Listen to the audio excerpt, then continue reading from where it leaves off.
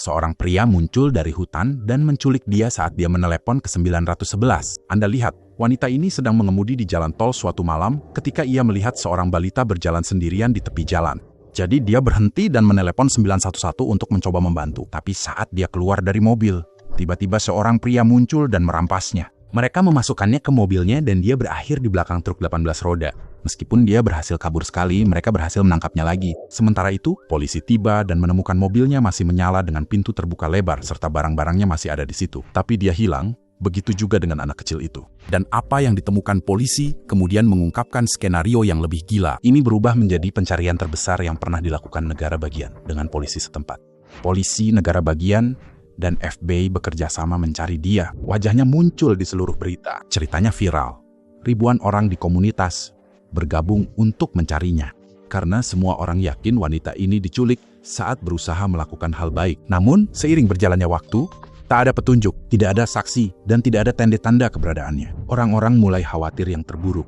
Selama 49 jam, tak ada yang tahu apakah dia masih hidup atau sudah mati. Setiap jam yang berlalu, peluang menemukan dia dalam keadaan aman semakin kecil. Tiba-tiba, dia muncul di rumah orang tuanya, telanjang kaki dengan luka di bibir dan kaosnya robek. Dia bilang ke polisi bahwa dia ditutup matanya, dibawa ke rumah di tengga-tengga nowhere, dan dipaksa melepas pakaiannya saat mereka memotretnya. Akhirnya, dia menemukan kesempatan untuk melarikan diri dan berlari melalui hutan hingga sampai di rumah. Berita melaporkan bahwa dia aman. Keluarganya menangis haru, dan seluruh komunitas lega karena dia selamat. Namun, polisi tak merayakan karena temuan mereka menceritakan kisah yang sama sekali berbeda. Kamera lalu lintas menunjukkan dia terus mengemudi di bahu jalan terlalu lama setelah melihat anak kecil. Tidak masuk akal jika dia mengikut seorang anak yang sedang berjalan kaki. Sebelumnya, dia ke Target dan membeli banyak camilan.